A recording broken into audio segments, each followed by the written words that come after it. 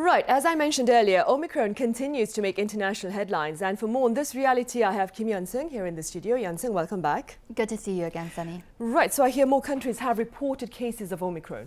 Exactly. Spain's capital city, Madrid, actually confirmed its first case. The person infected with the mutant strain was a man in his 50s who had recently traveled to South Africa and had a layover in Amsterdam. Portuguese authorities also confirmed an Omicron cluster linked to a professional soccer club in the country. 13 players and staff were found to be infected by the new variant. One of the players had traveled to South Africa recently as well, so it's possible he had unknowingly brought in and transmitted the virus to his teammates. Sweden also identified its first case, joining a growing list of countries including Denmark, Czech Republic, Italy, Hong Kong, Canada, and Australia with confirmed Omicron cases. There's a suspected community infection in Scotland as well, where none of the patients have a recent travel history overseas. So officials there are now left to figure out how wide the virus may have already spread among the local population. Right. And YEON-SEUNG, against that backdrop, has there been any more information about this new variant? Well, officials and experts are detecting a very high transmissibility with this Omicron variant. But since there's still so much unknown about this new variant, there's no need to panic. First, take a listen to what the top officials around the world had to say. This variant is a cause for concern, not a cause for panic. There is no basis for South Africans to panic. We've been here before. We're seeing some very early evidence that we may be seeing reinfections occurring. We'll only get the full picture in about 3 to 4 weeks from now. But at this point, we aren't seeing any red flags that we need to be particularly concerned about. The South African government advisor did add, though, that due to the rapid rate of infections, he expects cases to reach 10,000 a day in South Africa by the end of this week.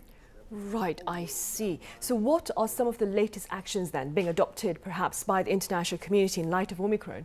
First off, G7 nations are convening to coordinate an emergency response among the countries. Meanwhile, the U.S. is saying that all vaccinated adults should get booster shots because of this new variant. Also, the European Union, some nations in South America, the U.S. and South Korea have been sealing off borders to countries in southern Africa where the variant was first reported. Others have been quickly following suit, with some taking more drastic measures. Japan, Morocco, and Israel have banned all entry of all foreign arrivals to keep the virus outside their borders. These travel restrictions, however, have come under fire from a number of global bodies. Let's take a listen to this UN official. The Secretary General said he is now deeply concerned about the isolation of southern African countries due to new COVID-19 travel restrictions. As he and others have long warned, low vaccination rates are a breeding ground for variants. He added that the countries in Africa should not be blamed for the vaccine shortage and should not be penalized for reporting this new variant and sending an early warning to the rest of the world. Right. And YEON-SEUNG, what about authorities here on the local front? How are they responding to this latest threat? Well, for one, South Korea had made it clear that they're not going to shut off all foreign entry to shut down its borders.